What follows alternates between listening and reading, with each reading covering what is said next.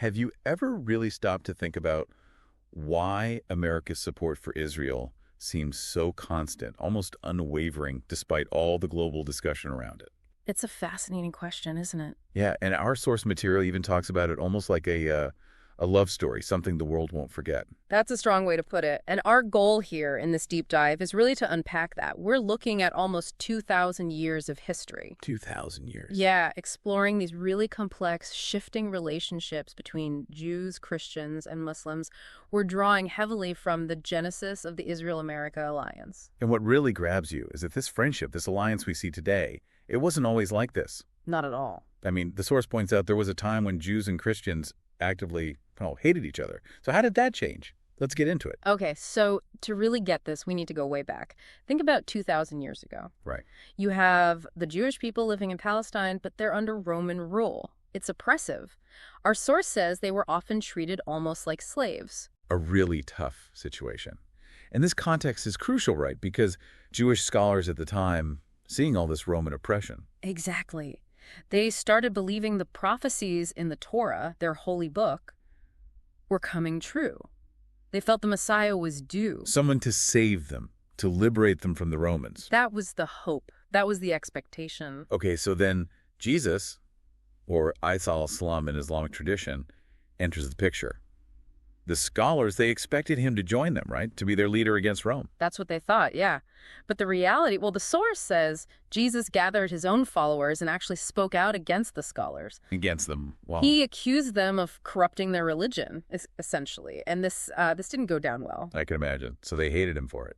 Intensely. The source claims they conspired with the Roman Empire to have him killed. Wow. And there's that really dramatic detail the source includes about the Roman governor. Oh, yeah. Reportedly, the governor said something like, his blood won't be on Roman hands, but on yours, the Jews. And their response. According to the source, they basically said, don't worry about it. His blood will be on us and our children. Chilling stuff, if true. Absolutely chilling. So even though the source suggests Jesus kind of escaped that plot. The consequences for the Jewish people were still devastating. Peaceful life in Palestine. Pretty much over. How so? Well, shortly after Jesus' departure, a massive war broke out between the Jews and the Roman Empire. And the Romans won? Decisively. They crushed the Jewish resistance, thousands killed, and critically, they destroyed the Second Temple in Jerusalem. Their absolute holiest site. Gone. And then they expelled all Jews from Palestine. Permanently. Permanently. Just like that. Just like that. So for the next 500 years, you have Jewish communities scattered across the globe, all sharing this deep yearning, this hope for a miracle to return. That longing must have been incredibly powerful, shaping their identity for centuries. Absolutely. And then, about 500 years after that expulsion, a new power emerges. This is the state of Medina, the Muslim Caliphate. Exactly. And it grew incredibly fast, really challenging the Roman Empire's dominance. So they expanded into Palestine. They did. Under Caliph Umar bin Khattab, they conquered Palestine and Jerusalem. But there was a catch during the surrender negotiations. What was that? The Roman Christians, before handing over the city, insisted on one condition, that Jews should not be allowed back into Jerusalem. After everything they'd been through. Wow. But Caliph Umar, He rejected it. The source highlights this as a major turning point. He refused the condition and allowed Jews to return. that's huge. So this kicked off a totally different era. Completely different. For the next 400 years, roughly, the source describes Jews and Muslims as close friends, allies even. With Christians often being the common adversary. That's the picture painted, yes. Yeah. A total reversal from the earlier dynamic. It shows how fluid these things can be. But that friendship didn't last forever either, did it? No. After those 4 centuries, Palestine was taken from Muslim control by Christian forces during the Crusades. Ah, the Crusades. Pope Urban is mentioned. Yes, the source calls him a very dangerous pope, rallying European rulers and people to fight Muslims and reclaim Jerusalem. And the Muslim rulers at the time. Apparently they were distracted. Luxuries, internal squabbles. They were vulnerable. So the Christians took Palestine relatively easily. Seems so. And the source describes brutal scenes. Mass killings of Muslims, Al-Aqsa Mosque filled with bodies. It's grim reading. And what about the Jews during this? This is critical. According to the source, the Christians' historical hatred for Jews, stemming from that plot against Jesus, was even deeper than their hostility towards Muslims. So they were targeted too. Viciously, crusaders hunted them down, Jews hid in temples, synagogues, Oh, no. and the crusaders set those buildings on fire, burning thousands alive, the source claims. Palestine stayed under Christian rule for 90 years. 90 years. That's a long time. But then things shifted again. Yes, with the rise of Saladin Ayyubi, he united Muslim forces and attacked Palestine again. And here's another twist in alliances. Right. The source says all Jews globally supported Saladin. Even the famous Jewish scholar Maimonides was supposedly his personal doctor and fought with him. A Jewish-Muslim alliance against the Christian rulers. Exactly. And they succeeded. Saladin recaptured Palestine. And once more, Muslims and Jews lived together in peace, not just there, but in other Muslim lands like Andalusia, Spain. They mostly avoided Christians. This pattern of shifting alliances is really the core of the story, isn't it? It absolutely is. But then, fast forward about 800 years later, Christian leaders reconquered Muslim Spain, Andalusia. And the Muslims and Jews there. They were given a stark choice: convert to Christianity or leave Spain forever. Another expulsion. Where do they go? Well, the Ottoman Sultan, Bayezid, invited them. He welcomed them into the Ottoman Caliphate, promising safety and care. So the Ottoman Empire becomes a refuge. It did, which again highlights these recurring themes of conflict, alliance, and refuge. Okay, so we've covered, what, nearly 1,500 years. And for a huge chunk of that, Jews and Muslims were often allies, while Christians were often the enemy. Yep. Broadly speaking, yes, based on our source material. Which brings us to the big question for you listening. Given all that history, what on earth happened? How did Jews and Christians end up becoming allies, often against Muslims? It's tempting to jump to, conspiracy theories, secret societies, Illuminati, black magic. Right, the source dismisses that pretty directly. Yeah. It says, look, if magic made money, the richest person would be some kind of wizard, not Elon Musk. Ah, exactly. The real answer, according to the source, is much more grounded. It's about a massive economic shift. Ah, economics. So what happened? Well, think about the timeline. Columbus discovers America, European and American economies start to boom. Okay. Jews living in Muslim lands, seeing these opportunities, began migrating towards Europe. But didn't European Christians still dislike them? Deeply, and they had laws to reflect that. Jews could live there, mostly, but couldn't buy land, couldn't get into politics or the military. So what could they do? Business. That was pretty much the only path open, so they became traders, merchants, businessmen, and they got wealthy. And this created an imbalance. A big one. Christians invested in land, so they had assets, but maybe not much ready cash. Jews couldn't buy land, so they had lots of cash. Which leads naturally to lending. Precisely. Christians started borrowing from Jews, even kings. The source mentions that Jewish law forbade charging interest to other Jews, but allowed it with non-Jews. Ah, I see. And this became common.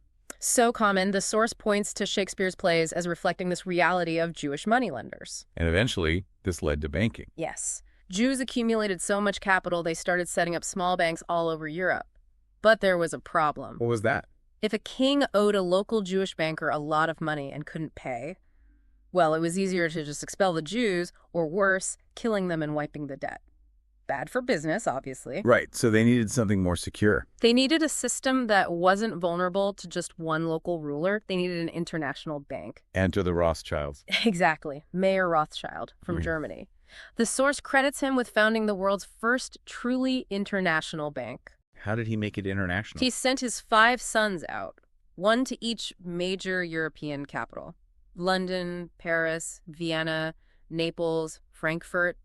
Their job: establish the biggest bank in that city. A network. A powerful network. If one brother got into trouble with a local king, the other brothers in other countries could support him, financially or politically. No single monarch could take them down easily. That's genius in a way. Yeah. How powerful did they become? Immensely. The source claims their wealth financed the Spanish, French, and British empires at the time. Wow. Entire empires. That's the claim. And their real clout emerged during the Napoleonic Wars. They backed the British Empire against Napoleon. And helped Britain win. Played a significant role, yes. The source also highlights their information network. They often got news first across Europe. Before governments did. Often, yes. And they'd pass key intelligence to the British. This combination of finance and information, the source argues, helped Britain become the top global superpower. Okay, so Jews are now at this peak of power in Europe. Top jobs, education, controlling economics. What does this mean for that old dream, the return to Palestine? It means they started to think, maybe now we can. Unlike 2,000 years ago when we were weak, now we have influence. Now we have resources. So this is the start of modern Zionism, but secretive at first. That's what the source describes, secret Zionism. About 4,000 Jews quietly began moving to Palestine. And buying land. Yes, buying up land, often barren stuff from poor Arab landowners, paying double, triple the price sometimes. With help from the Rothschilds. Significant financial aid, yes. The source gives the example of a Huzabai, a barren area they bought. And that became? Tel Aviv, now one of the most advanced cities globally. Incredible. And more Jews moved, bringing their culture back. Exactly. Hebrew newspapers started appearing, radio shows, eventually TV. The Hebrew language was alive again in Palestine after 2,000 years. And then they found an unexpected ally. A very powerful one, American evangelical Christians. How did that connection happen? A book published in America called Jesus is Coming. Okay. What did it say? The key message relevant here was that Jesus would return soon. But only once the Jewish people had their own nation back in Palestine. Wow.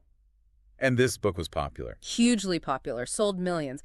It cemented this idea in the minds of many American Christians. Jesus' return depends on Israel existing. So people started actively supporting the idea of a Jewish state. Yes, even writing letters to the president urging action to create one in Palestine, a major ideological boost for the Zionist cause. So Zionism starts to come out into the open. Right. They held their first big public meeting, the first Zionist Congress, in Switzerland. And Theodor Herzl, the leader, made that famous prediction. He did. The source quotes him saying something like, "You're all going to laugh at me, but I'm telling you, in Palestine, after 2,000 years, Jews will have their own country." That took guts to say back then. And he didn't stop there. He apparently declared it would happen in exactly 50 years. And the State of Israel was established exactly 50 years later, an uncanny prediction.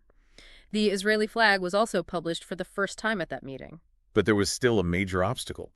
Palestine wasn't empty. No, it was part of the Ottoman Empire. Herzl sent people to Jerusalem, and the secret message back was essentially, the bride is beautiful, but she's married to someone else. The husband being the Ottoman Caliphate.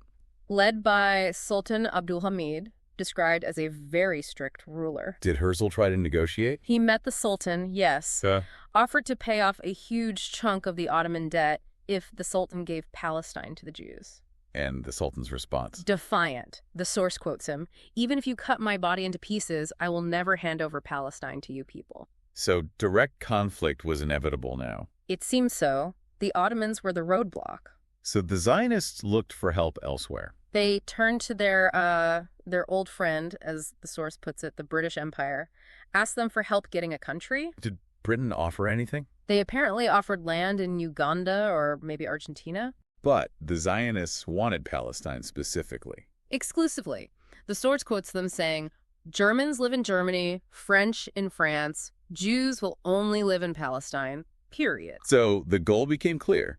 The Ottoman Caliphate had to go. All Zionist efforts, the source suggests, then focused on finding ways to help overthrow the Ottomans. And their chance came with World War I. Exactly. The British Empire needed help again, especially financially. They went back to the Rothschild family. And the deal was? Support us in the war, help us beat the Ottomans, and if we capture Palestine from them, we promise to help create your Jewish state there. And did the Jewish world support Britain? Overwhelmingly, according to the source. And Britain, with this backing, did defeat the Ottomans and took Palestine. Which led to the Balfour Declaration in 1917. Correct. After taking Jerusalem, the British Foreign Minister, Arthur Balfour, sent that letter to Walter Rothschild. Who was the most powerful Jewish figure then? Arguably, yes. And the letter explicitly stated Britain would use its full power to create the State of Israel. And Balfour himself, the source notes, was a Christian influenced by that Jesus is Coming book. Yes, deeply inspired by it, apparently. So you see the convergence of strategic interests and religious belief. But there was still that demographic problem. A big one. In 1917, Jews were still only about 10% of the population in Palestine. Muslims were 90%. Not exactly the foundation for a stable Jewish state on its own. Rothschild and the others knew this. They had to get more Jews there, urgently. So after World War I, migration picked up. Massively. Jews started flocking to Palestine from all over. but this had consequences elsewhere. Like in Germany. Yes. Remember, the Rothschilds were originally German, but had helped Britain defeat Germany and the Ottomans. So Germans felt betrayed by their own Jewish population. That feeling grew, yeah. The source argues this resentment simmered and built over time. Creating an opening for someone like Hitler. Precisely. Hitler rose to power, feeding this narrative that Jews were traitors responsible for Germany's shameful WWI loss. And he targeted Jewish businesses. Immediately shut them all down, including the Rothschilds' original bank in Germany, 200 years old. And as Hitler conquered Europe. His army persecuted and killed Jews everywhere. It was horrific. But the source says the Zionists saw this persecution as an opportunity. A grim opportunity, yes. As Jews fled Hitler's terror, the Rothschilds and others facilitated sending them to Palestine. So Hitler's persecution inadvertently helped build the Jewish population in Palestine. That's the dynamic the source describes. By the end of World War II, the Jewish population in Palestine had jumped from 10% to over 30%. Okay, WWII ends. Britain won, but was weakened. Very weakened. Couldn't hold on to its empire. India, Pakistan, Sri Lanka gained independence. And the Zionists in Palestine were demanding Britain fulfill its promise. Constantly pressuring them. But Britain was hesitant. 30% Jewish population versus nearly 70% Muslim majority. Yeah. Creating Israel right then seemed risky. What did the Zionists do? They started attacking the British, their former allies. Wow. Things got messy. Very messy. Britain was caught in the middle, being attacked by both Zionists and Palestinians. They'd had enough. So they punted the issue. Handed it over to the newly formed United Nations, said, "You figure it out." And the UN solution? The partition plan. Which the source calls the most stupid decision in its history. Maybe a bit harsh, but it explains why. Why was it seen as so bad? Palestine was to be split 3 ways. But the biggest chunk, half the land, went to the 33% Jewish population. And the 66% Muslim population got? A smaller portion. Jerusalem became an international city.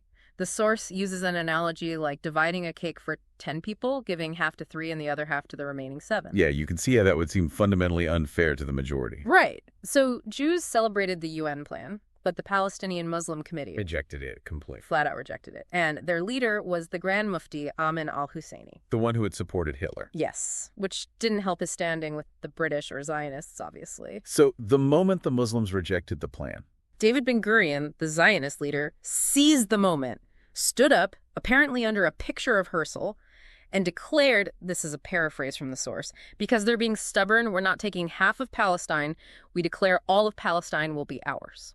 and declared independence. Declared Israel independent, exactly 50 years after Herzl's prediction. What was the world's reaction? Incredibly fast. America recognized Israel just 11 minutes later. 11 minutes. Then the Soviet Union, others followed. Iran, under the Shah, was the only Muslim country to accept it then. But the neighboring Arab countries didn't accept it. No. The very next day, 5 Arab nations attacked Israel. And Israel was this brand new small state. But they had help. America, Britain, and according to the source, they crushed the larger Arab armies. And expanded their territory in the process. Yes, significantly. Taking land the UN had originally allocated to the Palestinians. So Israel wins the war, has more land, but still has that demographic issue, right? More Muslims than Jews living there. Still the core problem for them, yes. So what did they do next? What does the source say? It says Israel's first major act was the permanent expulsion of Palestinians, people whose families had lived there for millennia. Expulsion on a mass scale. Yes. Major Palestinian cities destroyed, 500 villages wiped out. The source even alleges Israel poisoned water wells to kill or force out those who wouldn't leave. That's a very serious allegation. It is, and we're reporting what the source claims here. The result. In just 1 year, 800,000 Palestinian Muslims left Palestine. 800,000, where did they go? Became refugees in neighboring countries mostly.